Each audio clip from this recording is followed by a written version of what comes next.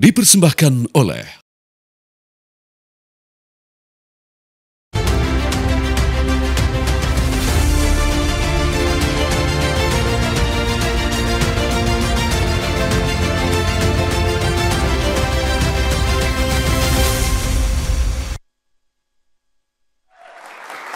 Selamat malam, Anda menyaksikan Catatan Demokrasi. Kami ingat betul pernyataan Presiden Prabowo Subianto pada tanggal 6 September 2025. Prabowo Subianto mengatakan siapa saja boleh menyuarakan aspirasinya dengan murni. Asalkan tertib, taat undang-undang. Jangan sampai para demonstran dikriminalisasi. Artinya ruang diskusi, ruang dialog ketika kita menyuarakan tuntutan itu akan didengarkan oleh pemerintah. Sekarang kemasannya 17+8. Masyarakat, influencer, koalisi masyarakat sipil, semua bergabung. Mereka ingin ada tindak lanjut pemerintahan yang lebih baik, yang adil, yang pro rakyat. Ada memang kebijakan yang sudah ditindaklanjuti. Ada yang masih berproses, tapi ada juga yang mandek.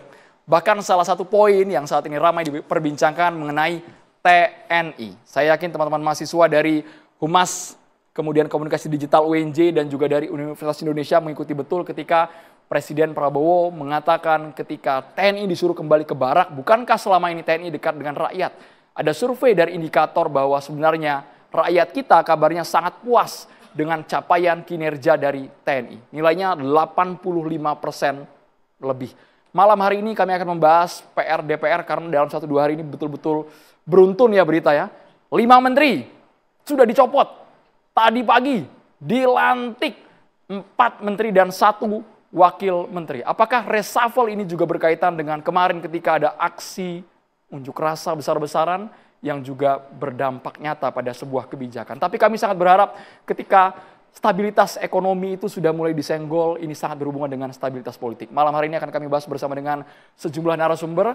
Saya juga mengucapkan terima kasih kepada BHS. Boleh tepuk tangan buat BHS teman-teman. Suaranya dari UNJ mana? Prodi Humas Komunikasi Digital UNJ, Universitas Indonesia yang hari ini turun lagi ke jalan, langsung ke depan gedung parlemen, ke DPR. Mana dari UI suaranya? Saya berharap teman-teman mahasiswa pada sore hari ini, karena kami yakin tuntutan Anda juga mewakili keresahan yang dirasakan oleh rakyat. Saya langsung perkenalkan satu persatu narasumbernya, ada Wakil KSP, Bang Muhammad Kodari. Malam, Bang Kodari. Selamat malam. Bang Kodari, ada filosofi ini kemejanya warna pink? Oh, 1000 kawan terlalu sedikit, 1 musuh terlalu banyak. Saya punya semua warna baju di dalam lemari saya. Untuk pink Bang? Hah? Untuk malam hari ini pink, apa menyesuaikan dengan warna tuntutan 17+8, pink dan hijau? Enggak sih, kebetulan hari apa ini? Hari Selasa ya? Hari Selasa. Harinya pink. Oh iya, harinya pink. Ini bukan cocokologi ya. Kami juga menghadirkan Bang Fuad Bawazir, ekonom senior kita. Pak Fuad, sehat Pak Fuad? Assalamualaikum warahmatullahi wabarakatuh. Waalaikumsalam warahmatullahi wabarakatuh. Kemudian ada pakar politik dari Universitas Indonesia, Mas Aditya Perdana. Mas Adit. Salam. Pembina Perludem, Mbak Titi Anggraini yang vokal ini dari pertengahan Agustus Mbak ya, sampai dengan sekarang, tapi vokalnya udah sering membawa sebuah perkara ke Mahkamah Konstitusi. Terima kasih banyak Mbak Titi Anggraini. Sehat Mbak? Kak Andro. Sehat Alhamdulillah. Terus konsisten ya Mbak ya, menyuarakan hati rakyat Mbak ya. Dengan dukungan Kak Andro pastinya. Dukungan Catatan Demokrasi ya guys ya. Kami juga menghadirkan Uco Sky Kadafi, Direktur Center for Budget Analysis. Bang Uco, malam Bang, Horas Bang. Ya, selamat malam, Horas. Dan juga yang tadi sore turun ke jalan menemui DPR, ada Ketua Badan Eksekutif Mahasiswa Universitas Indonesia, Atan Zaid Sultan.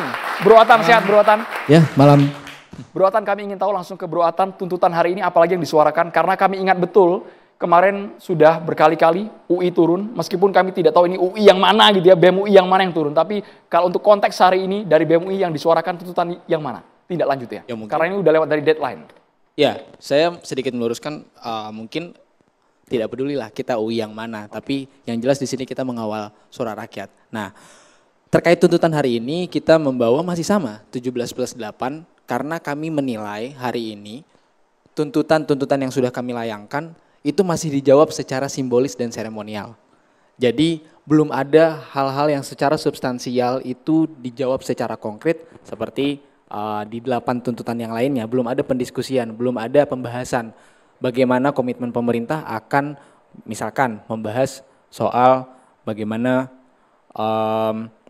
kebijakan soal pendidikan, kemudian kebijakan soal bagaimana mereformasi institusi DPR sebagai institusi, gitu. Kemudian memastikan outsourcing dihapuskan. Nah itu belum ada pembahasan. Bagaimana melihat visibilitasnya? Sejauh ini pejabat selalu merespons dengan ya antara bisa atau tidak bisa, visible atau tidak gitu. Jadi komunikasinya menurut kami juga masih buruk dan itu yang menjadi wake up call lah bagi kita mahasiswa UI untuk hari ini hadir bersama mahasiswa-mahasiswa yang lain juga gitu. Bahwa kami masyarakat tidak mudah terlena dengan upaya-upaya deeskalasi. Kami masyarakat tidak mudah tertipu dengan upaya-upaya deeskalasi itu bahwa kita merasa masih tetap perlu dikawal gitu. Masih tetap perlu dikawal, masih tetap perlu dipastikan, masih tetap perlu diketahui apa yang sebenarnya menjadi interest pemerintah.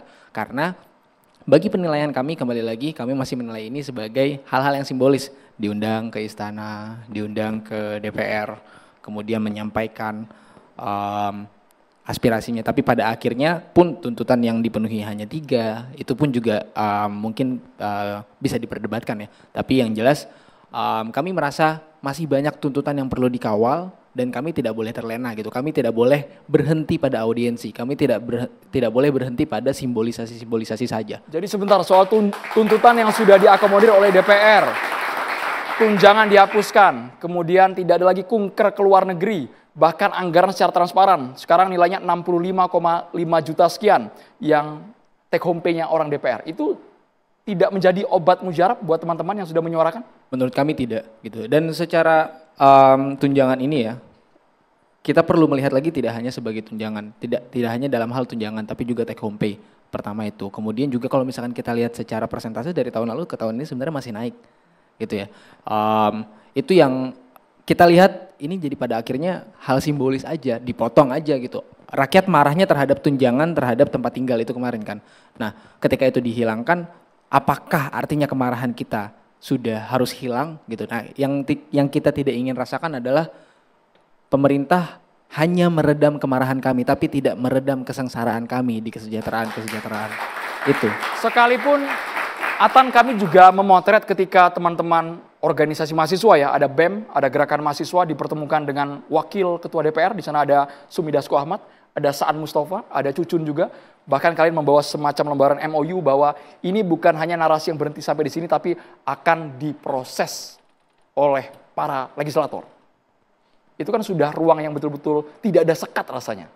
Ya, oleh karena itu kami mencoba mengawal di sini. Kami mencoba memastikan bahwa oke, akan diproses. Ya kami juga memproses dengan aksi gitu. Kami juga memproses, mencoba meminta penjaminan proses itu dengan melakukan aksi demonstrasi, dengan melakukan pengawalan, dengan turun ke jalan bahwa ini tidak hanya noise, tidak hanya riuh suara yang mungkin membisingkan telinga pejabat aja, tapi kita juga ingin membisingkan jalanan, membisingkan eksistensi kita, lebih meluaskan lagi awareness atau pemahaman-pemahaman ke masyarakat bahwa kita tidak selesai pada hal-hal yang sifatnya simbolis dan seremonial. Tapi terwakili ya Tan ya, tuntutan yang saat ini viral di media sosial sudah poin-poinnya terakomodir dari suara teman-teman mahasiswa? 17+8 ini sudah termasuk ada di sana? Iya, sudah termasuk. Kita membawa hal yang sama, 17+8 itu tadi. Kita bawa kembali dengan kajian dari BEM Fakultas UI.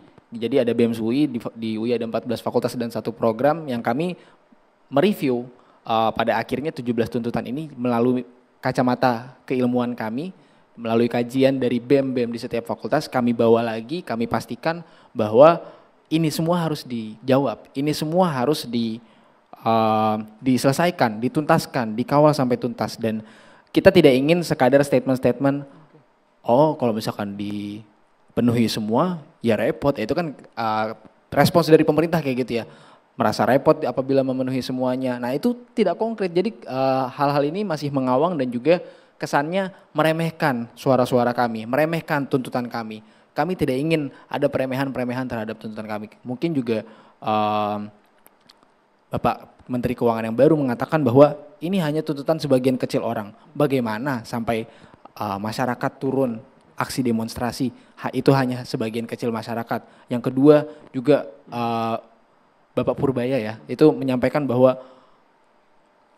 apabila masyarakat makan enak, apabila masyarakat ya tidak lapar, maka mereka akan berhenti demo. Tidak, bagi kami, bagi mahasiswa, bagaimanapun kondisi perut kami, bagaimanapun kondisi hati kami, ketika masih ada kebijakan yang salah, ketika tuntutan kami tidak dipenuhi, kami akan tetap turun ke jalan. Itu yang ingin kita pastikan. Itu yang ingin kita gambarkan. Supaya berimbang, tadi sebenarnya kami punya cuplikan dan sudah kami tayangkan di program di TV One bahwa yang bersangkutan sudah meminta maaf dan meminta waktu dalam beberapa bulan ini agar kerja dulu sebelum ditanya oleh awak media dan juga teman-teman mahasiswa. Tapi saya boleh ke Mbak Titi Anggraini sebelum dijawab oleh Bang Kodari, apakah ini simbolis semata mahasiswa dianggap di underestimate, Mbak, dengan adanya tuntutan mereka ini? Iya, penyelesaian permasalahan itu kan harus dibuktikan secara konkret melalui kebijakan dan konsistensi. Nah, misalnya tuntutan soal transparansi.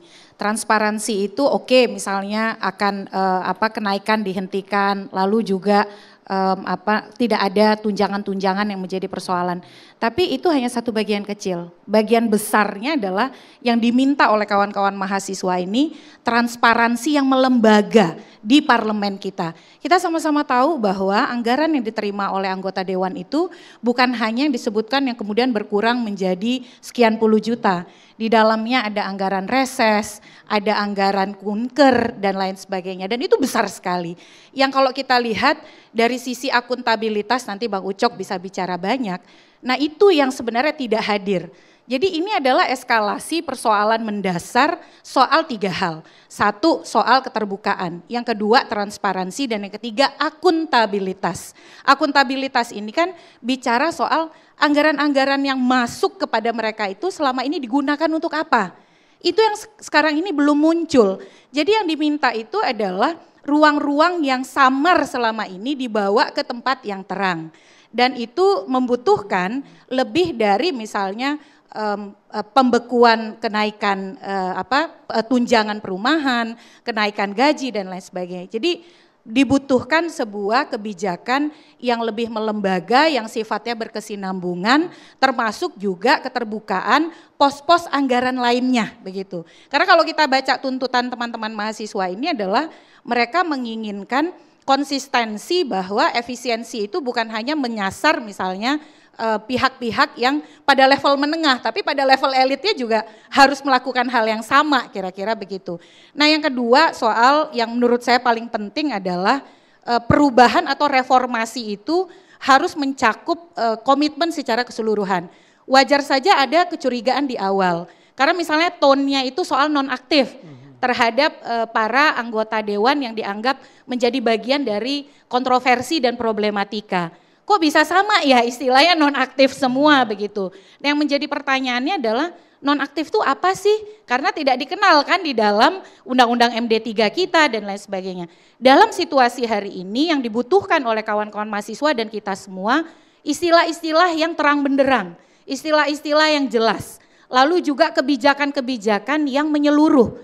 Yang dituntut itu adalah bukan sekedar tindakan sporadik, jangka pendek, tetapi juga bagaimana dipaparkan komitmen perubahan secara menyeluruh dan disertai roadmap atau rancang bangun yang betul-betul terukur.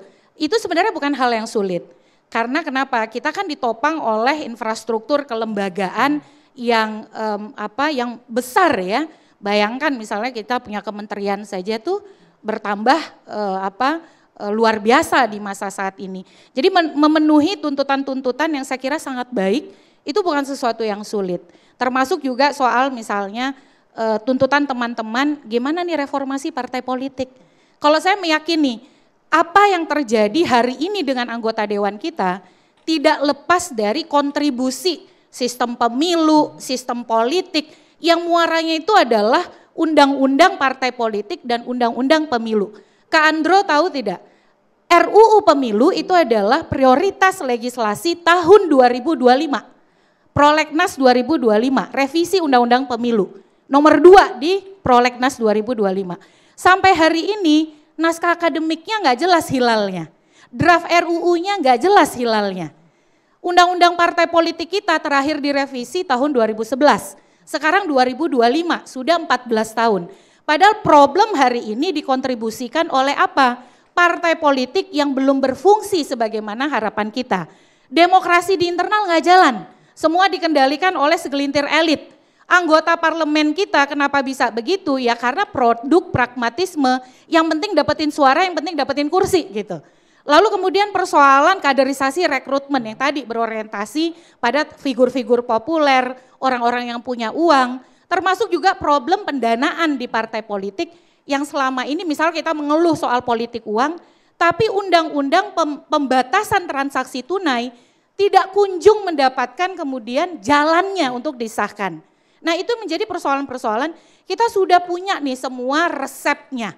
Yang kita belum punya adalah itikat baik untuk merealisasikannya. Momentumnya sekarang tiba, yang menurut saya diperlukan adalah rancang bangun peta jalan yang jauh lebih konkret untuk mengatasi persoalan-persoalan mendasar tadi yang berangkat dari persoalan di partai politiknya sendiri dan juga di sistem politik kita. Itu ya Atan yang hari ini belum kita dengar. Itu kan butuh waktu ya Mbak ya, tidak ada cara-cara instan. Bang Ucok Kadafi, suaranya dulu Bang, boleh Bang? Mengenai mereka ingin transparansi, mereka ingin akuntabilitas, tentunya rakyat sangat menunggu saat ini. Bagaimana hasil dari tuntutan ini bisa ditindaklanjuti secara jelas? Iya, itu memang persoalan di DPR gitu. Biarpun ada teman-teman mendapat dokumen ya, dokumen-dokumen anggaran itu juga mungkin karena pertemanan dengan anggota dewan itu bisa kita dapat. Atau mungkin nyolong juga kayak gitu kan, bisa nyolong masuk ke kamar anggota dewan. Masa nyolong Bang? Enggak sih, kalau nyolong sih. Ya bisa juga ini kan, karena kan daripada ketahuan kayak gitu kan, nah, bisa juga itu gitu. Nah semua dokumen-dokumen itu memang itu sangat sulit diakses oleh publik di DPR itu gitu ya. Kita itu kalau mau minta itu kayak kepentok pintu lah. Bukan pintu kayaknya, beton gitu kan, beton gitu. Jadi kita mau minta banyak alasan, bla bla gitu kan. Kita mau rayu juga nggak bisa gitu. Memang di DPR itu betul-betul sangat tertutup sekali kayak gitu. Itu kita itu mau minta apapun nggak akan dikasih. Itu dulu kali Bang, setelah sekarang ada momentum juga harusnya berubah sih Bang. Iya sebetulnya setelah ada digital itu sebetulnya berubah. Tapi ini sama sekali enggak kayak gitu, enggak. Memang ada di sirup DPR. Tapi kalau kita lihat itu enggak mendetail, enggak ada komponennya kayak gitu kan. Hanya besaran-besaran aja gitu kan. Kita kan butuh tunjangan jabatan berapa kayak gitu kan, totalnya kita ingin tahu. Tapi kalau yang di digital itu hanya besar-besaran aja. Kita pengen betul-betul kalau bisa hasil rapat mereka di badan anggaran itu. Kemarin Bang kami dengar ada rincian gaji pokok 4.200.000, tunjangan konstitusional, kemudian tunjangan kehormatan, uang komunikasi sekian. Apakah itu tidak cukup, sudah bagian transparansi dari anggota dewan? Iya, itu susah untuk diakses. Dokumen itu susah untuk diakses. Kalau itu udah dipublikasikan karena mereka kan didesak oleh publik, ada demo-demo. Kalau nggak ada demo, nggak ada publikasi, mana mungkin itu dokumen itu bisa muncul ke publik. Kayak gitu kan, ada teman-teman mahasiswa rame-rame di depan DPR gitu kan. Kalau nggak ada, ya tetap saja mereka itu menyembunyikan gitu, dianggap rahasia negara kayak gitu. Oke, itu jadi DPR ini juga nggak sensitif. Harusnya dokumen-dokumen itu kan DPR itu punya web gitu ya, punya web gitu. Web itu jangan hanya informasi sidang, tapi anggaran juga. Kalau penting, setiap anggota dewan itu per bulan dapat berapa? Itu dipublikasi kayak gitu loh. Lu dapat berapa? Ketua umum DPR dapat berapa? Itu dipublikasi dong, kayak gitu. Itu ada sebagai akuntabilitas dan pertanggungjawaban anggota dewan kepada konstituennya. Ini kita nggak tahu Puan itu dapat berapa gitu kan, anggotanya berapa, ketua fraksi berapa kayak gitu. Kita nggak tahu sama sekali, pasti nggak ada yang tahu kayak gitu. Apakah memang dapatnya 65 juta atau 280 juta kayak gitu, kita kan nggak tahu kayak gitu. Itu yang dipublikasi penting sekali buat publik gitu kan, biar dari situ ketahuan ya kinerjanya anggota dewan itu. Ini kita mau nilai kinerja dari duit kan nggak bisa. Oke. Buta kita. Tapi nyaringnya suara rakyat, Bapak Ibu saat ini bukan hanya sampai di DPR saja, tapi sudah dilihat langsung oleh Presiden Prabowo Subianto. Presiden membaca satu persatu tuntutan yang disuarakan oleh rakyat. Ada yang dianggap masuk akal, tapi ada yang konsepnya masih debatable. Sesaat lagi hanya di catatan demokrasi, pemirsa. Presiden mengatakan banyak yang masuk akal, tapi ada juga yang normatif, bahkan yang agak sulit diakomodir. Bang Kodari melihat reshuffle, Bang. Ini saya hubungkan ke reshuffle karena lagi in banget ya, Bang ya. Apakah reshuffle ini sebagai bentuk kegusaran? Kemudian ada perombakan, langsung 5 menteri sekaligus dicopot, Bang Kodari, dari istana?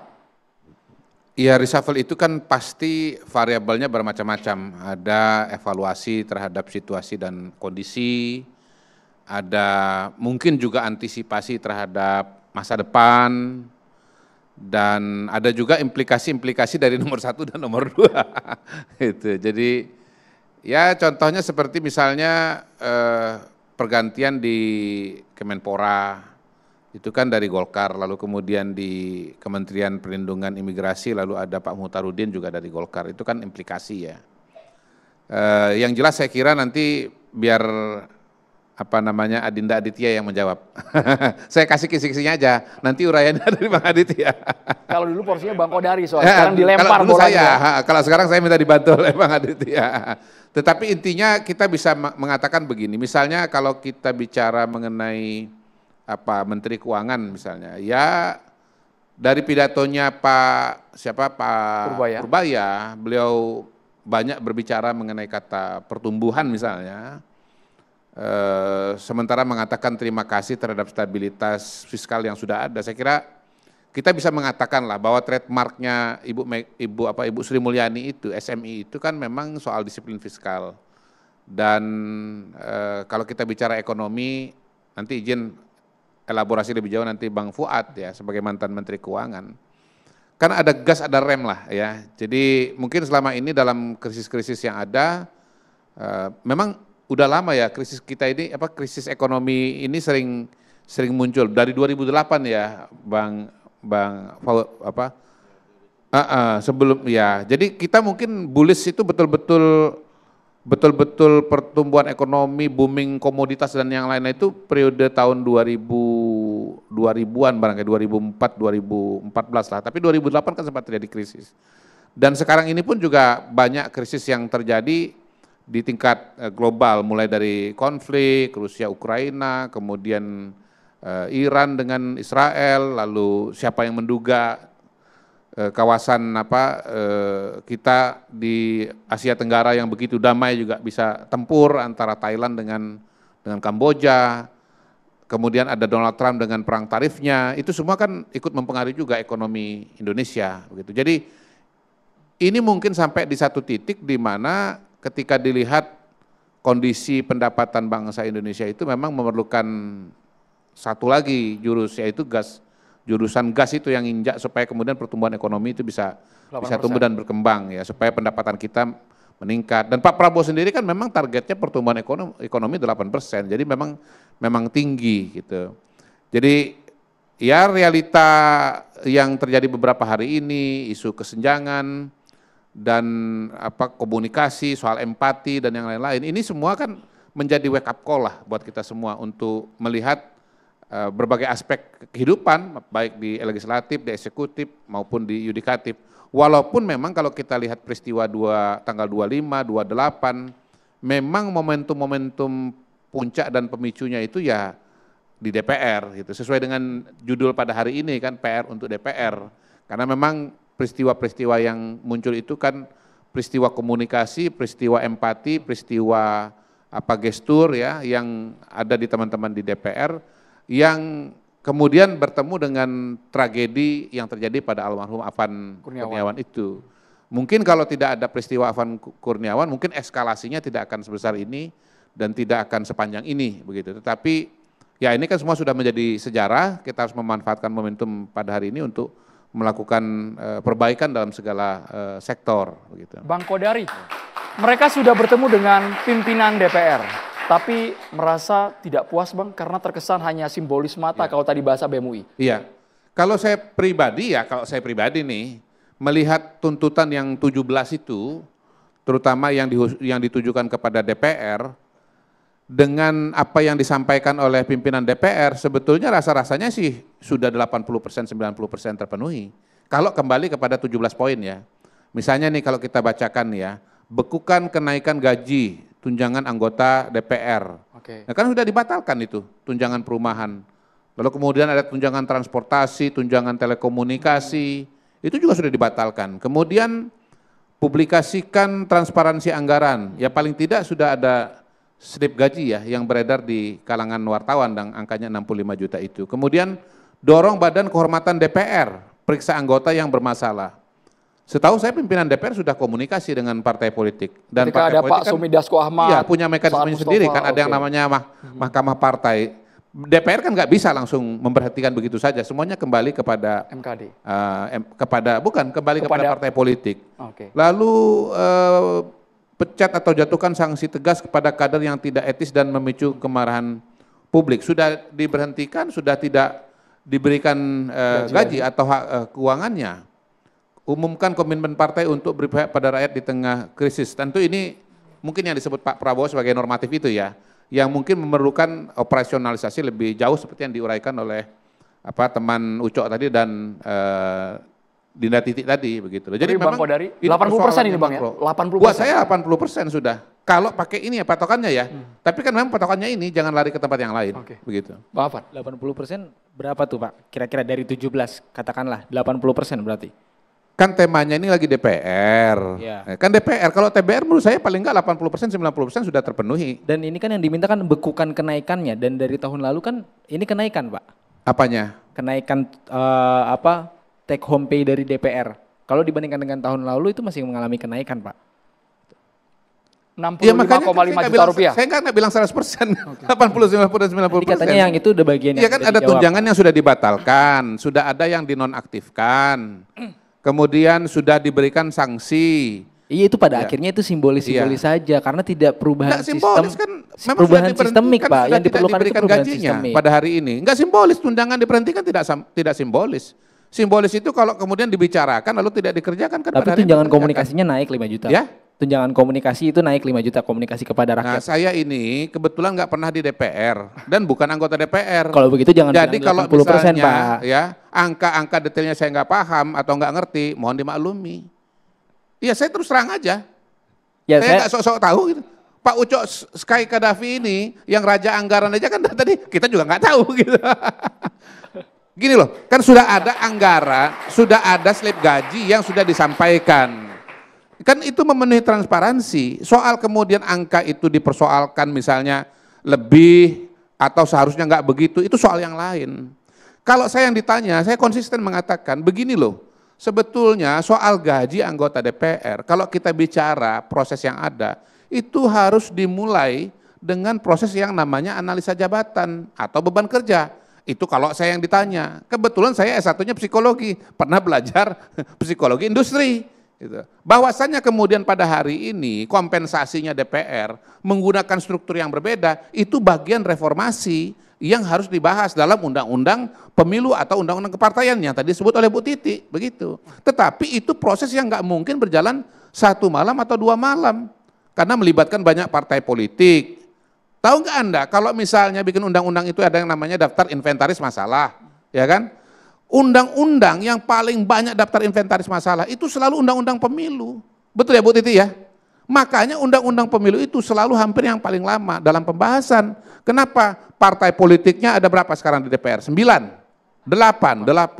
Masing-masing punya daftar inventaris masalah. Bisa 100, bisa 500. Nah, tiap daftar inventaris masalah beda partai, itu beda posisi, mengkompromikannya tidak mudah. Tidak mungkin berjalan dalam waktu 1 malam, 2 malam begitu. Karena itu membutuhkan proses politik yang pasti panjang itu. Ya, kalau dari pemerintah terus meminta maklumat, harap maklum ya, tolong maklumi juga kalau masyarakat setiap hari bakalan marah Pak. Tolong maklumi juga bahwa mahasiswa Maksudnya setiap hari bagaimana? akan marah. Gitu. Ya, jangan pernah lagi mendiskreditkan gitu ya gerakan-gerakan dari mahasiswa. Gini, saya proporsional aja deh, Ya. proporsional aja. Kan begini ya, ini maaf nih saya ngomong. Anda di UI, ya ini kan UI juga nih, saya alumni UI, saya tahu, ya saya mendengar bahwa BEM UI itu sekarang ada 2. Hasil pemilu bulan Desember 2024 yang diikuti pasangan calon 3, salah satunya Anda, yang menang itu namanya Agus. Lalu Agus Itu Anda bukan jadi persoalkan, pembahasan kita, Pak. sama kayak pilkada. Kita fokus Kasih ke tema kesempatan ya, saya Bang, ya? bicara dulu. Oke. Enggak, saya mau kasih contoh bahwa persoalan itu tidak selalu bisa diselesaikan dalam satu malam. Digugat oleh Atan dan kawan-kawan, muncul mahkamah. Mahkamah itu panitianya bermasalah, mahkamahnya bubar. Enggak selesai. Ya, itu proses yang Sampai dijalankan pada akhirnya, Pak. Ketua BEM yang lama itu lulus pada bulan Februari. Relevansi dengan Iya, DPR, Bang. Akhirnya ya, karena terjadi kekosongan harus ada yang menjabat supaya program berjalan. Oke. Rektor UI melihat kepada konstitusinya mahasiswa Universitas Indonesia. Lalu bagaimana ini bisa Menurut ditarik ke Undang-Undang Dasar, pemerintahan ini saat ini, Pak? mahasiswa Tuntutan ini apa, yang Pak? harus menjadi pemenang adalah sesuai dengan pemira yang dipilih oleh rakyat. Jadilah Oke, Agus. oke. Relevansi dengan Iya. kejadian tuntutan di Oke. DPR, Ya, Bang Kodari, contohnya sederhana itu aja. proses yang panjang. Oke. Bahwa untuk di UI, mahasiswa menyelesaikan persoalan itu memerlukan beberapa bulan. Sekarang kita bicara negara Republik Indonesia, Dan di dalam 280 setiap proses juta. itu selalu dikawal, Pak, Jadi- oleh mahasiswa. Dan Jadi kami sedang memerankan proses itu pasti membutuhkan proses. Begitu loh. Nggak Pan. bisa Iya, juga proses iya. itu nggak penting kan. Bergantian boleh ya, Ya, Bang Kodari? boleh, boleh, Kita boleh. kasih Saya suara kasih dulu, Bang. contoh. Mas Proses Eko. ini yang sedang kita kawal. Bukan Kenapa? berarti ketika ada proses bukan berarti Proses apa pengawalan yang sedang dikawal. proses dari pemerintah Oh iya, dalam bagus. menjawab Sama, saya tuntutan. juga mengawal kok. Ya gitu, tapi Saya ada tapi di kita sini, tidak saya ingin mengawal juga. Kami Proses tidak sama, ingin kita yang semua namanya mengawal. simbolisme. Kita semua mengawal, ya. Kita Gitu. semua mengawal. Tapi kalau Anda katakan ini harus selesai, kemudian tidak bisa menunggu, nggak bisa juga. Anda sendiri sudah merasakan. Anda sendiri bisa merasakan bahwa kalau ada masalah, mencari solusi itu harus berbicara dengan banyak orang dan mencari titik temu. Dan itu tidak selalu mudah. Ya, tapi Oke. yang kita pastikan ketika kita berproses di mahasiswa, katakanlah konteks dualisme BEM UI, kami tidak pernah menyelesaikan masalah dengan hal-hal yang sifatnya simbolis dan juga seremonial semata Nggak, ini saja. aja sekarang persoalan. Itu bedanya Ini, UI ini dan aja, pemerintah sekarang Indonesia persoalan saat ini, Pak. dualisme itu udah selesai atau belum? Minggu lalu saya ke sini, ada Agus, hari ini ketemu dengan Anda. Berarti masalah Anda sendiri itu belum selesai. Itu bukan jadi Belum selesai. persoalan, Kalau itu udah bukan jadi selesai, persoalan, Pak. PMUI-nya ini cuma satu. Kan yang penting PMUI-nya bagaimana cuma kita satu. mengawalnya, Pak. Yang Ya, penting adalah apa nggak yang apa-apa, dibawa oleh silakan mahasiswa aja terus UI. berjalan. Gitu. Silakan terus berjalan, Jadi, nggak apa-apa. Bang Kodari, bisa nggak dikatakan bahwa Ujungnya nanti insya Allah nanti akan selesai. jadi proses bernegara sangat wajar ketika itu panjang lebar, Pasti, alot ya pasti, Bang ya? Pasti memerlukan proses. Semua program pemerintah juga memerlukan waktu. Misalnya MBG, 30.000 titik, melayani 83 juta. Nggak mungkin selesai dalam 1 malam, 2 malam. Negara lain membutuhkan waktu lebih panjang, kita sudah termasuk cepat. Tetapi bahwasanya itu bisa terlaksana dan punya dampak ekonomi yang maksimal, itu juga perlu waktu. Yang penting saya mau katakan begini, kalau bicara soal kesenjangan, Pak Prabowo itu nomor 1. Dari bukunya, dari pidato, dari awal sebelum jadi presiden, komitmennya ke sana. Dan semua yang dilaksanakan itu untuk meringankan beban rakyat. Wah, Pak MBG gak ada kaitan dengan senjang. Salah. MBG itu untuk mengatasi kesenjangan gizi. Ada 20% rakyat Indonesia yang sampai hari ini masih stunting. Jawabannya apa? MBG, Pak. Kita tidak membawa ke sana, Pak. Tapi Loh, oke, kok nggak Pak membawa ke Pak sana? Prabowo Kita memiliki sedang komitmen. menyelesaikan, Pak Prabowo memiliki berusaha komitmen. menyelesaikan masalah bangsa. Oke, Ya, iya. ini kan contoh konkretnya. Saya menceritakan apa yang dikerjakan Contoh konkret itu pemerintah. adalah bentuknya kebijakan, Pak, bukan statement oke bisa dipilih, oke ada yang masuk akal, oke bisa didiskusikan. Bukan, itu bukan hal yang konkret. Ini loh, tapi Dek, hal yang ya. konkret itu adalah Ini loh, kebijakan. gimana salahnya Pak Statement. Prabowo mengatakan bahwa ini normatif. Tadi saya udah baca. Sama Pak Prabowo juga normatif. Umumkan komitmen partai untuk berpihak untuk kepada rakyat di tengah krisis. Iya, itu kan tidak rumusan operasionalnya apa gitu. Kemudian soal tarik TNI, kembalikan TNI ke barak. Ada undang-undang TNI yang memang mengatur bahwa tugas TNI itu salah satunya adalah perbantuan kepada polisi ketika diperlukan. Kenapa TNI sekarang datang ke Jakarta? Karena kemarin ada kerusuhan. Kalau nggak ada kerusuhan, nggak ada pembakaran halte, nggak ada pembakaran kantor polisi, TNI-nya nggak turun. Oh Pak, cepat segera pulang. Nggak bisa juga.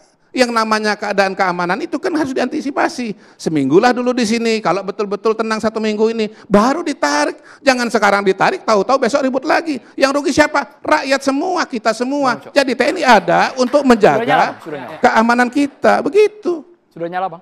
Udah. Pak Kodari, gini, anggota dewan yang tanda kutip dikorbankan itu kan baru kuya-kuya gitu kan, udah itu Sahroni, Napa Urba, Eko Patrio. satu lagi Eko Eko gitu. Ini satu lagi Adis ini, Kadir. ya ini semua dikorbankan gitu kan, karena mereka ngomong ke publik atau menjawab publik gitu. Padahal kasusnya itu ada dua. Waktu mereka ngomong di publik dan joget-joget. Kayak gitu ya. Yang joget-joget ini itu belum diapa-apain oleh anggota dewan. Termasuk misalnya Putri Juhas, anaknya ketua PAN. Dia masih tenang-tenang saja. Duh, gimana sanksi partai nggak ada sama dia, kayak gitu kan? Atau dari PDI, yang namanya Dedi Sitorus, kayak gitu ya, yang lainnya gitu. Itu juga nggak dapat sanksi, tenang-tenang saja, kayak gitu. Jadi betul-betul anggota dewan kita ini udah jatuh tertimpa tangga pula itu yang 4 orang itu kan. Udah disikat di DPR, udah itu dijaga lagi rumahnya. Udah itu, Sri Mulyani juga dijaga juga rumahnya, disikat juga, kayak gitu loh. Rumahnya dijaga gitu. Pernyataan Sri Mulyani itu, saya menjaga Indonesia sekian tahun. Tapi dalam 1 hari rumahnya nggak ada yang menjaga dia. Intinya, gitu. Bang Uco, intinya Bang? Intinya tidak ada intinya tadi yang 80% itu gugur. Masih ada tugas DPR ini yang harus diselesaikan. Kayak gitu kan, supaya ada keadilan di antara anggota dewan itu. Kayak gitu. Selama ini, ya harusnya kan ketua umum PAN, Pikir Hasan sikat dong istrinya anaknya, Putri Juhas kayak dia juga joget-joget gitu kan. Jogetnya paling ini dia, paling di depan dia gitu kan. Paling agresif jogetnya gitu kan. Nah, itu kenapa dia didiemin? Kenapa hanya kuya-kuya? Kenapa kayak Eko aja? Mana keadilan partai itu? Kayak gitu kan. Itu dinilai publik. Apalagi PDI. PDI juga itu harus mengambil sikap. Kayak gitu kan. Nah inilah yang dimaksud itu. Kalau aja 85%, 80% yang tuntutan teman-teman itu masih ya kecil lah. Ini masih kecil lah di internal DPR. Masih banyak tugas yang memang sebetulnya gampang dilakukan, tapi kelihatannya DPR udah ini aja dulu sebagai yang ini dulu ya sebagai lip service gitu loh. Nanti mereka lupa juga kayak gitu itu ya. Mungkin saya sedikit ya sebelum nanti ke Bang Fuad ya. Itulah maksud saya, tidak mudah untuk kita menyamakan persepsi.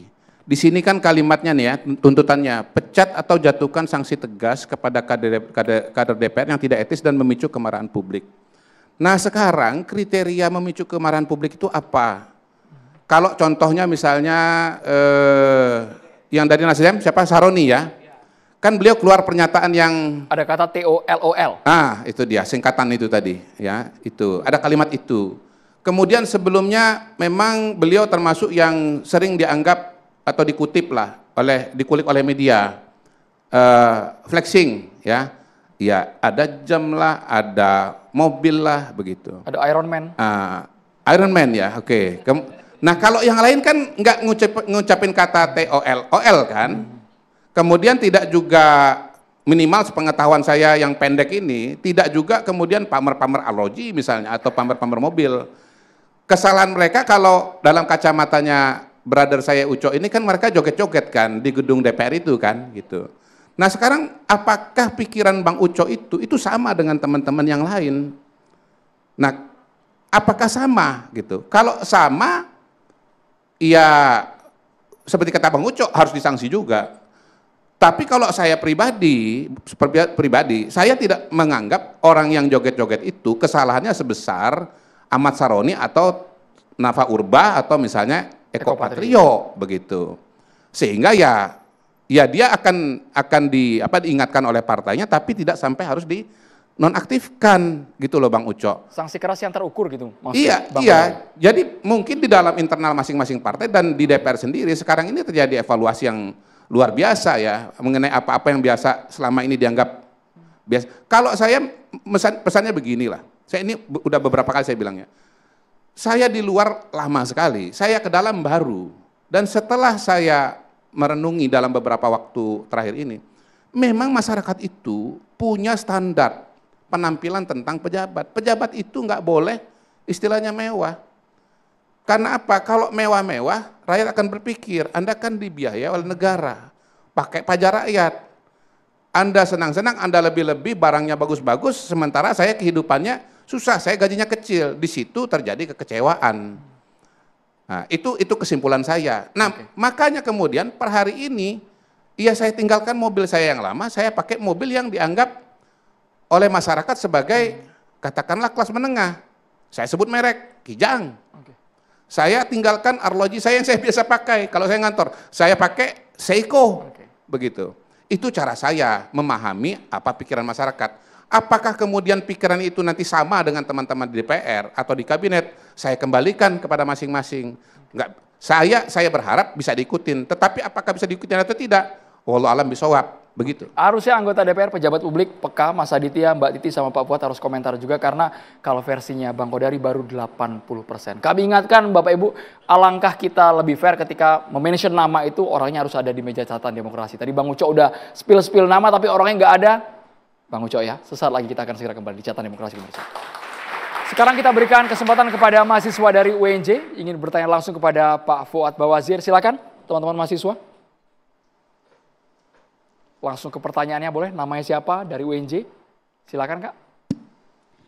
Oke, baik. Sebelumnya selamat malam. Perkenalkan, nama saya Alma Putri dari Universitas Negeri Jakarta, Fakultas Ilmu Sosial dan Hukum. Di sini saya ingin bertanya kepada Bapak Fuad.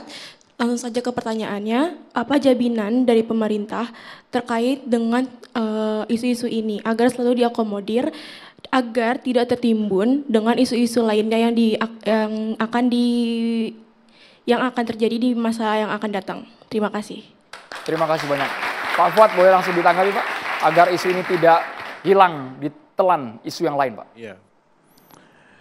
Pertama saya salut ini sama adik-adik mahasiswa dengan segala tuntutan-tuntutannya dan supaya selalu terus-menerus seperti itu. Ya. Saya kebetulan ini mengalami masa macam-macam. Mulai masa tahun 66.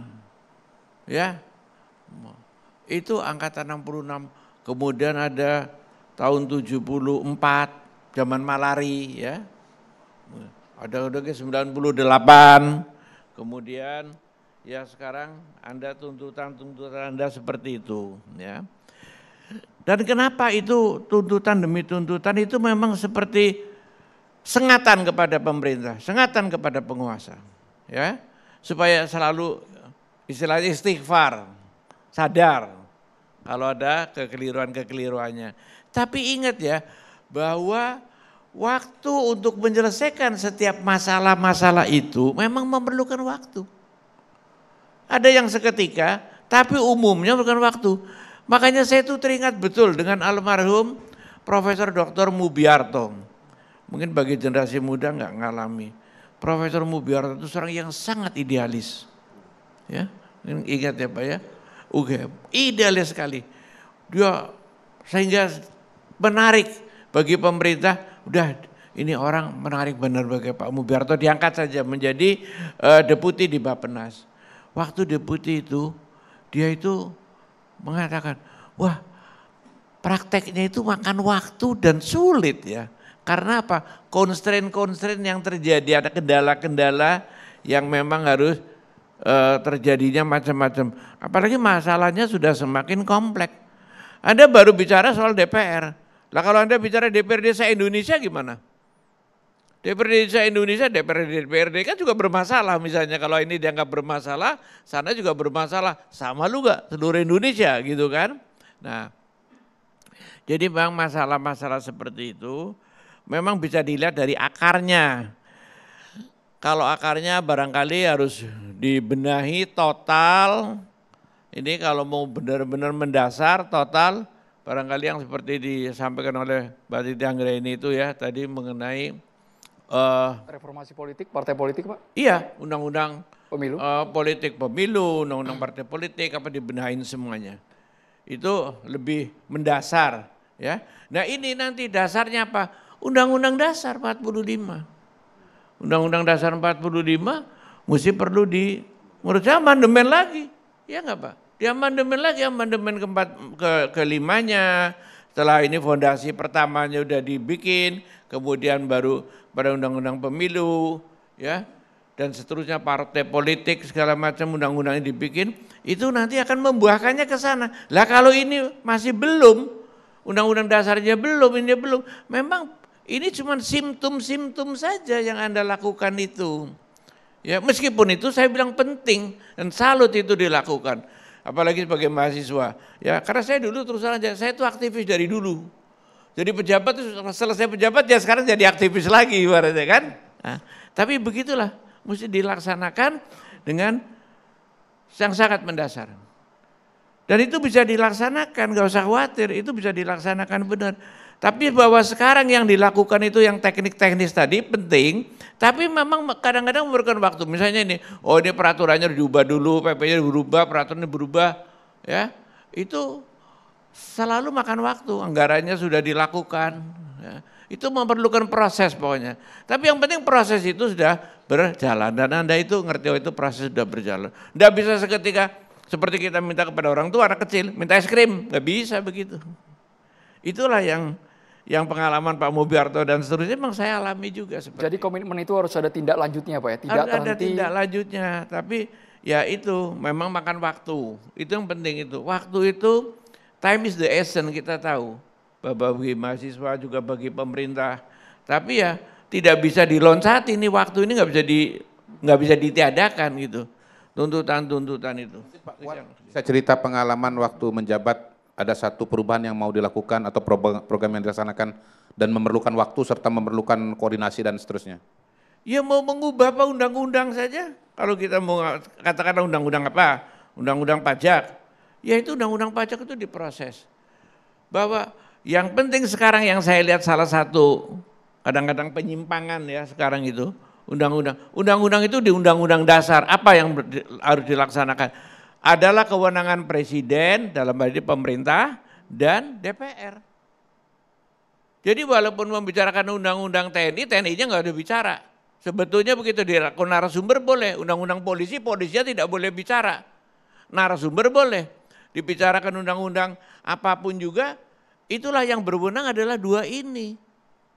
Ini oleh sebagai narasumber yang lain-lain. Lah ini undang-undang ini misalnya, ya BPK, seluruhnya ini undang-undang.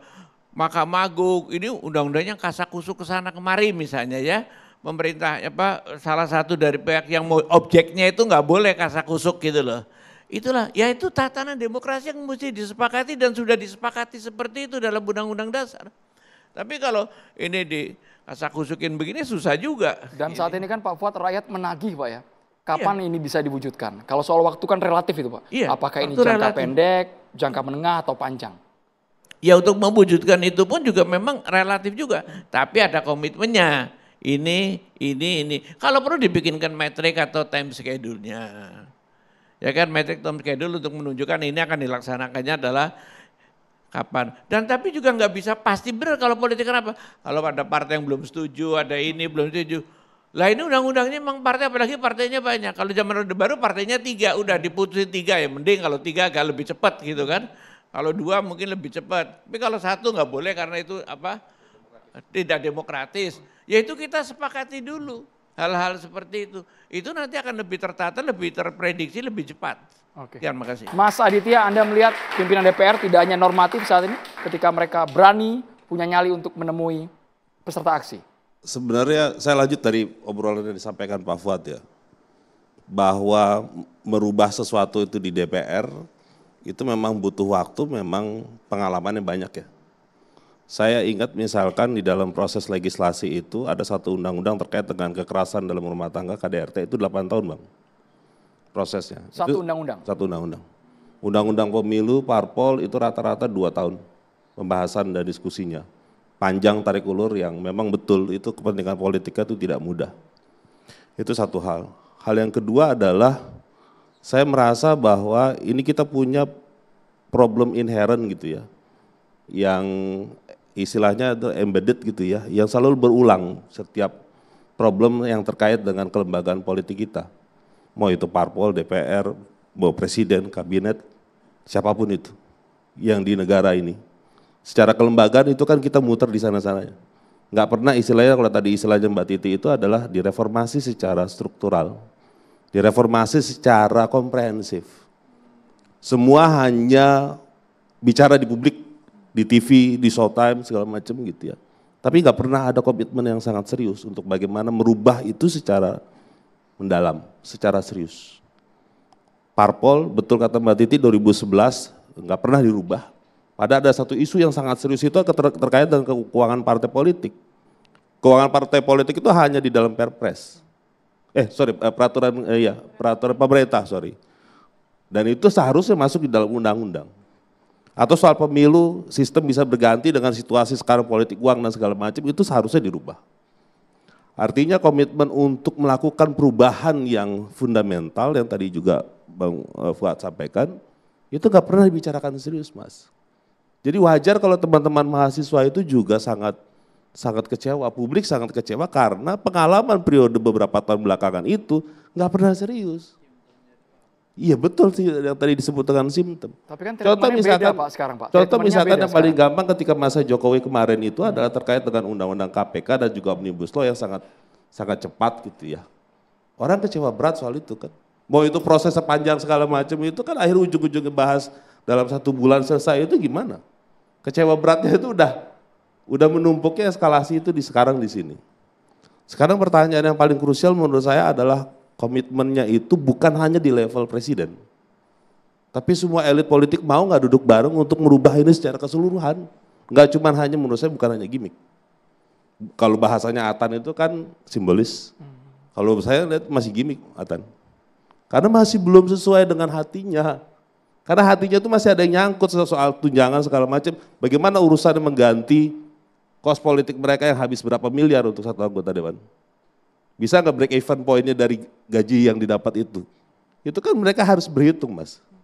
Jadi artinya maksud saya adalah ini belum selesai dengan sangat mudah ya untuk mengatakan bahwa kalau hanya, makanya sekarang yang paling krusial itu adalah bagaimana teman-teman mahasiswa, bagaimana teman-teman yang mengawal semua agenda 17/8 itu punya daya juang yang panjang. Nafas yang panjang untuk kemudian itu bisa mengawal. Tapi kan perlu ketika ada intervensi eksekutif harusnya itu cepat dieksekusi Mas. Logikanya begitu, tapi di bawah kita kan punya pengalaman dalam beberapa periode pemerintahan. Presiden ngomong A bisa jadi yang di bawah B. Gitu.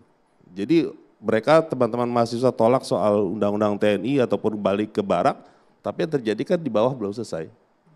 Dan sebagainya. Artinya saya ingin mengatakan bahwa ada begitu banyak persoalan yang sebenarnya sangat fundamental gitu ya, sangat serius gitu ya. Tapi pertanyaannya adalah sejauh mana komitmen untuk mau menyelesaikan itu. Jangan kemudian diambil sana, ambil pilih sana, pilih sini. Yang menurut saya nggak akan selesai. Kita tidak ingin sebatas hanya gimmick semata, tapi komitmen persoalan fundamental itu bisa diselesaikan. Sesaat lagi harus bersuara Mbak Titi hanya di catatan demokrasi pemirsa. Mbak Titi, yang ramai juga saat ini tuntutan mengenai TNI kembali ke barak. Lepas dari pengamanan sipil, meskipun ada survei yang menunjukkan Mei 2025 bahwa TNI paling dipercaya oleh publik berdasarkan indikator 85% sekian. Ya. Artinya sudah taat aturan, sudah komit TNI. Iya, harus dilihat konteksnya ya. Ketika dipercaya oleh publik, ketika dia memang memerankan fungsi pertahanan keamanan itu. Tapi ketika bicara soal misalnya keberadaan TNI di ruang-ruang sipil dengan revisi undang-undang TNI yang baru, itu kan luar biasa tuh. Revisi Undang-Undang TNI belum ada nomornya, tetapi sudah sekian permohonan masuk ke Mahkamah Konstitusi. Sampai hari ini saja ada puluhan permohonan pengujian undang-undang yang menunggu putusan. Artinya kan ada aspirasi dan arus besar juga yang ingin menjaga marwah dan aspirasi reformasi. Jangan lupa salah satunya adalah penghapusan duifungsi ABRI pada waktu itu. Nah oleh karena itu tuntutan dari 17 tuntutan itu kan bicara juga soal misalnya komitmen publik TNI untuk tidak memasuki ruang sipil. Pastikan tegakkan disiplin internal agar TNI tidak mengambil alih fungsi Polri. Lalu juga kembalikan TNI ke barak, hentikan keterlibatan dalam urusan sipil. Ini menjadi saya kira bagian dari gerakan yang perlu mendapatkan respon dari 17 tuntutan. Kak Andro, 17+8 ini bukan panasea bagi semua penyakit kita. Tapi setidaknya ini kristalisasi dari apa yang menjadi aspirasi publik.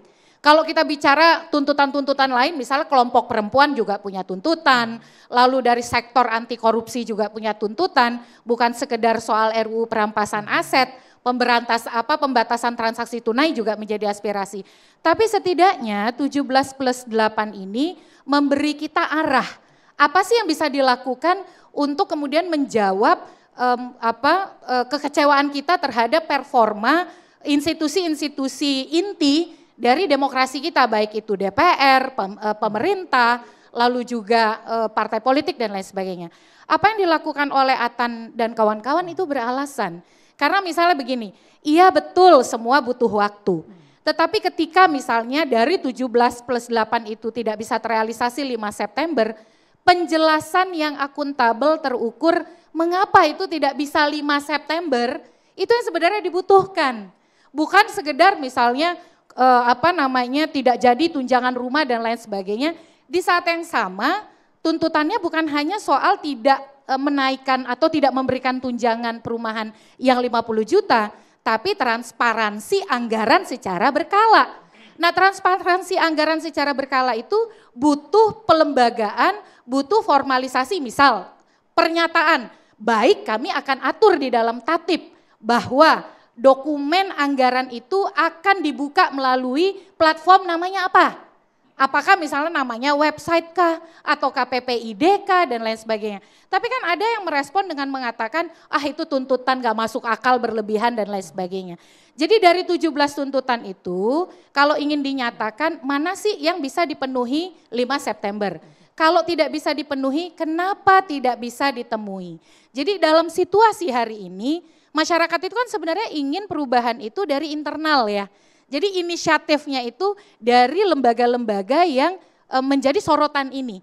Tapi kan itu tidak muncul, makanya ada gerakan Agustus. Jadi harusnya Mbak Titi formulasi jawabannya agar melegakan hati rakyat itu gimana Mbak? Ya jelas yang bukan resistensi, bukan mengatakan ya nggak mungkin kami penuhi dan lain sebagainya. Tapi begini, dari 17 tuntutan semua menjadi bagian dari prioritas. Tapi ada yang butuh waktu, karena misalnya contoh soal komitmen keberpihakan pada rakyat. Memang kesannya abstrak, tapi kan keberpihakan pada rakyat itu jelas dong. Rancangan Undang-Undang Perlindungan Pekerja Rumah Tangga, 21 tahun diikhtiarkan. Sampai hari ini, tak lagi-lagi, belum ada hilalnya. Lalu kemudian RUU perampasan aset. Jadi timeline itu bukan sesuatu yang tidak bisa ditampilkan. Kawan-kawan ini mengingatkan, jangan sampai kita ini amnesianya instan. Baru kemudian disorong begitu ya, dipenuhi beberapa lalu kemudian menguap. Apalagi saat ini harus diakui kita belum punya atau tidak punya kekuatan penyeimbang yang memadai di parlemen. Teman-teman ini bagian dari kontrol yang selalu membangun kesadaran apa yang menjadi agenda ini jangan hilang di tengah jalan. Dan dibutuhkan dari pejabat publik kita bukan resistensi, bukan kemudian defensif, tetapi jelaskan ini loh problemnya, masalahnya ada di sini, yang kita butuhkan adalah seperti ini. Sehingga kita butuh waktu yang lebih. Makanya kemudian skenarionya itu yang dijelaskan gitu ya. Jangan kemudian berbantah-bantahan, yang satu membela diri, tapi yang satu kemudian mengatakan kami punya tuntutan ini. Contoh soal misalnya Undang-Undang MD3. Undang-Undang MD3 itu adalah elemen penting menjaga demokrasi di parlemen kita. Tetapi kan sampai hari ini misalnya kalau bicara soal transparansi, mestinya dia bisa dipayungi secara betul-betul melembaga melalui jaminan di dalam Undang-Undang MD3. Undang-Undang MD3 itu bukan hanya mengatur DPR, ada MPR, ada DPR, ada DPD, ada DPRD. Tetapi kan itu tidak muncul dalam dialog-dialog yang terjadi. Nah, saya kira satu PR penting dari pejabat publik dan institusi publik kita adalah berikan respon yang terukur. Kalau tidak bisa, kenapa? Kalau butuh waktu lebih panjang, berapa lama? Kalau perlu keterlibatan lebih banyak aktor untuk mendukung perubahan ini, siapa saja mereka? Respon yang kemarin Mbak Titi ada Sumi Dasko Ahmad, kembali saya ulangi Mbak ya, ada Saan Mustafa, ada Cucun, mereka tanpa sekat sama sekali, hitam di atas putih, poin-poin MOU-nya diserahkan pula ke pimpinan DPR. Apakah itu sebagai ucapan terima kasih, ditindaklanjuti, mereka tidak takut lagi menghadapi peserta aksi? Iya, menghadapi peserta aksi satu sisi, tapi tindak lanjut konkretnya apa? Misalnya akan ada perubahan tatib, akan ada perubahan MD3, akan ada realisasi revisi Undang-Undang Pemilu. Kalau saya karena saya punya concern besar soal revisi Undang-Undang Pemilu, yang mengusulkan revisi Undang-Undang Pemilu itu adalah DPR. Tetapi justru sampai hari ini tidak ada naskah akademiknya, tidak ada RUU-nya, artinya apa? Yang sebenarnya kan mereka yang bisa merealisasikan itu. Tapi kenapa itu tidak direalisasikan? Jadi sangat beralasan kenapa kemudian Atan dan kawan-kawan ini, kebetulan UI itu demokratis ya, dualisme itu biasa. Yang nggak boleh itu intervensi kekuasaan. Nah, biarkan mahasiswa menyelesaikan masalah. Ini sama-sama alumni UI nih, sama-sama alumni UI banyak ya Bang ya? Jadi kalau alumni UI semua ya? UI sudah biasa berbeda pendapat ya, psikologi, fisip, hukum, semuanya dari UI.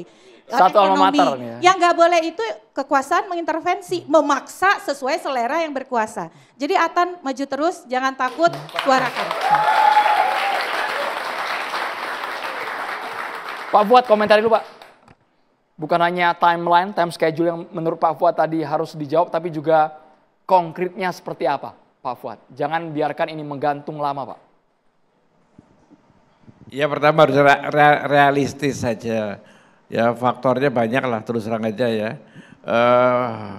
Bukannya main karet tapi memang harus ya membumi juga kita. Faktornya banyak kan, faktor kestabilan harus kita ukur, faktor keadilan, kestabilan itu apa? Faktor hukumnya. Hukumnya apa? Faktor keadilan dari hukum. Jadi keadilan maksudnya. Jadi dari faktor-faktor macam-macam itu harus dipertimbangkan itu ya. Tapi terus terang aja rakyat juga harus diperhitungkan, jangan sampai susah hidupnya karena keadaannya goyang terus nanti nggak ada mata pencarian juga kita khawatir juga gitu ya. Nah, tapi yang penting dari semuanya itu menurut saya tetap harus dimulai itu adalah dari yang paling dasar. Ya, seperti itu tadi sudah dibilang, saya bilang lebih mundur lagi satu step lagi sedikit lagi artinya dari Undang-Undang Dasar amandemen yang kelima. Baru nanti undang-undang partai politik dan sebagainya dilaksanakan, baru kita kemudian melaksanakan ini. Tapi kalau soal anggaran itu tadi ya, saya ingin ngingetin dikit aja. Anggaran itu juga nggak bisa meminta terlalu banyak kepada DPR. Kalau seperti Pak Kadafi, ya karena di sana itu setahu saya kalau belum berubah, itu cuma sampai satuan 3. Sedangkan satuan sampai 6 yang mendetil itu adanya di Kementerian Keuangan, di pemerintah, di Kementerian Keuangan. Jadi kalau you mintanya ke sana ya keliru, you minta, karena kan sudah ada di MK lagi, udah MK udah negaskan lagi. Tidak boleh ke DPR, hanya boleh satuan 3 kan. Nah itu di detailnya itu mesti di Kementerian Keuangan kalau buat detailnya, nggak bisa di DPR. Sekian, makasih. Salah pintu, Bang Ucok, ditanggapi dulu Bang. Ya, sudah nyala Bang. Betul memang, tapi kita kan penting, kan DPR itu habis membahas satuannya itu kan, itu ada dia. Biarpun bentuknya itu merapih gitu. Nah, itu lebih bagus Pak itu. Itu biasanya itu ada di anggota-anggota ini, DPR Badan Anggaran, kayak gitu kan. Memang itu nanti dikirim ke Kementerian Keuangan, tapi itu ada sekjennya di sana, sekjennya iya. itu yang kepanjangannya tangan di sana dari pemerintah karena itu pegawai negerinya. Iya benar, tapi Badan Anggaran itu dapat. Jadi hasil pembahasan proyek-proyek apa yang akan dilakukan DPR tahun ini, program-program apa ini gajinya berapa di situ, itu ada di Badan Anggaran itu, Badan Rumah Tangga itu. Gitu. Itu enak itu. Ada perintah dari MK-nya itu hanya boleh sampai satuan 3. Yang mengakukan itu yang kemarin gimana yang satuan 3 yang satuan 4, 5, 6-nya itu ada di keuangan, di pemerintah. Iya, yang kemarin itu melakukan JR itu kita Pak ke MK itu, makanya satuan 3. Tapi satuan 3 tetap saja anggota dewan itu dapat kayak gitu. Kita juga bisa dapat. Tapi tidak boleh kalau dalam MK itu tidak boleh dibahas di pembahasan kayak gitu, tapi kita tetap dapat. Begini, kalau dia tidak boleh diberikan sampai LMK, dia memberikan Anda satuan 6 kan susah. Anda kenapa enggak yang tidak ada larangan saja memintanya? Kalau di DPR itu tidak boleh sampai satuan 6-nya, Anda mintanya ke situ, ya Anda salah alamat. Anda kenapa enggak berani minta kepada sumbernya yang bisa? Tapi begini aja Pak, apakah ini anggaran boleh atau tidak? Sebetulnya kita bisa meminta sidang di di Komisi Informasi Pusat.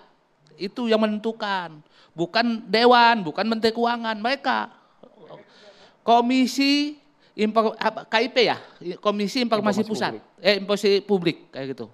Nah, itu yang menentukan rahasia atau tidak, mereka yang menentukan, bukan bukan Dewan gitu. Mereka yang menentukan. Ada lagi lembaganya. Biasanya kita ke sana. Mas Aditya. Iya, saya mungkin merespon yang dari Bang Ucok sampaikan ya. Satu isu serius soal di DPR soal transparansi dan akuntabilitas ya. Yang tadi disampaikan oleh Pak Fuad juga ke arahnya ke sana juga bahwa kita tahu ada pembicaraan soal anggaran, terus kemudian aktivitas atau kegiatan yang mereka bicarakan ya. Jadi kan di dalam proses diskusi kementerian atau lembaga, aktivitas detailnya itu kan mereka pasti selalu ada diskusi di setiap pembahasan. Nah soal itu memang pembicaraannya memang kerap kali ada gitu ya. Nah coba masalahnya kan kemudian apakah yang belum terukurnya satu soal transparansinya, sudah sejauh mana itu dilakukan, dengan mungkin langsung konkretnya berapa jumlah rupiahnya gitu ya Bang Ucok ya. Terus yang kedua akuntabilitasnya benar nggak? Kalau dulu orang mungkin curiga ya Mbak Titi, reses itu dananya digunakan atau tidak? Sekarang sebagian besar mengatakan itu sudah dilakukan. Sekarang semakin kecil yang tidak menggunakan karena ternyata berdampak elektoral. Kalau dia tidak memanfaatkan uang dari DPR, ya maksudnya uang reses itu, maka itu punya dampak elektoral. Maka sekarang mereka berbondong-bondong harus reses itu ke dapil, masuk akal. Itu logikanya sudah mereka sangat paham. Tetapi maksudnya adalah ada hal-hal di luar lagi yang istilahnya kong kali kongnya itu yang dibicarakan atau di dalam bahasa di dalam ilmu politiknya pork barrel. Bahwa ada urusan di mana proyek-proyek atau program-program dari KL itu dititipkan oleh kepada anggota dewan yang menurut saya secara politik itu kita masih belum tuntas membicarakan soal itu. Karena di situ juga ada menyangkut soal akuntabilitas. Ada sejumlah uang, ada sejumlah program, nah pertanyaannya sejauh mana itu dibicarakan secara detailnya. Dulu seingat saya ada satu dapil, satu anggota dewan untuk 1 miliar, saya lupa per tahun. Nah itu digunakan buat apa dan segala macam. Nah itu menurut saya juga penting. Jadi PR-nya banyak menurut saya kalau soal di DPR itu ya. PR-nya banyak tapi kita coba uraikan semoga terjawab sesaat lagi hanya di Catatan Demokrasi pemirsa. Terima kasih kepada BHS yang mendukung Catatan Demokrasi tapi kami juga ingin ketika PR yang dihadapi oleh DPR ini bisa diurai, bisa diselesaikan secara solutif. Bang Kodari boleh Bang satu kalimat singkat Bang? Ya, saya optimis bahwa yang disampaikan teman-teman mahasiswa, teman-teman aktivis itu untuk kebaikan bangsa ya dan membantu kita semua termasuk pemerintah dan DPR untuk mengidentifikasi masalah-masalah yang ada dan karena itu kita berusaha untuk menyelesaikannya bersama-sama. Kita menyelesaikan masalahnya dengan persatuan dan kesatuan. Kasih. Pak Fuad. Adik-adik mahasiswa bila perlu demolah. Ya. Tapi dengan menjaga kestabilan keamanan, ekonomi, politik, dan yang terpenting jangan boleh ditunggangi, jangan sampai ditunggangi. Kalau ditunggangi Anda berhenti dan Anda bisa tunjuk siapa yang menunggangi itu. Sekian. Terima kasih Pak Fuad. Kalimatnya harus utuh ya, jangan dipotong nanti FYP pula di TikTok. Bang Aditya. Ya, seperti yang tadi disampaikan oleh Bang Kodari, ini wake up call, mudah-mudahan bukan hanya sekedar wake up call gitu, tapi ada banyak realisasi yang nanti kita akan lihat dan teman-teman semua bisa mengawal ya, itu yang penting. Mbak Titi. Ya, ini jadi momentum sebenarnya untuk merefleksikan dan membenahi diri ya, bagi institusi-institusi demokrasi kita, terutama partai politik. Karena kan sebenarnya salah satu pemicu itu adalah jarak atau disparitas antara rakyat dan wakilnya. Jadi di tengah situasi hari ini teman-teman sebagai warga kita harus jadi pengawas dan kontrol atas para wakil kita. Mereka pun bisa tergelincir. Nah tugas kita untuk bersuara dan melakukan sesuatu ketika kita melihat mereka sudah mulai tergelincir dan tidak melakukan apa yang menjadi mandat mereka. Beneran satu paragraf ya Bang Kodari ya. Bang Ucok, singkat Bang, boleh Bang?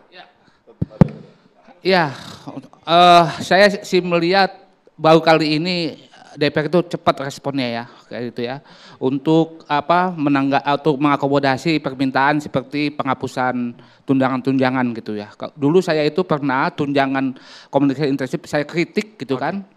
Dulu itu masih 9 juta per orang, sekarang 20 juta. Itu saya kritik, saya dapat somasi kayak gitu kan. Tapi sekarang ditanggapi dengan baik oleh Pak Dasko dan kawan-kawan gitu, itu suatu yang baik sekali. Ini kalau cerita dulu lama nih soalnya. Iya, cepat. Terima kasih Bang Uco. Bang Atan. Iya, kami tidak butuh pejabat yang mengedepankan simbolisme dan juga hal-hal seremonial. Kami butuh hal-hal yang konkret, spesifik, measurable, achievable, relevan, dan juga punya deadline-nya. Dan juga kami sebagai mahasiswa mengajak seluruh masyarakat Indonesia untuk kita terus mengawal kebijakan-kebijakan dan jangan pernah malu untuk melakukan demonstrasi karena kita ada di dalam kerangka demokrasi, kita ada di dalam catatan demokrasi bahwa kita akan terus mengawal isu-isu ini. Begitu. Terima kasih banyak kepada semua narasumber. Kami yakin betul saat ini pemerintah sedang menyiapkan sebuah kebijakan formulasi yang pro dengan rakyat karena itu akan ditagih janjinya oleh kita semua. Saya Andrew Bena Merkuri, selamat malam, terima kasih. Sampai jumpa.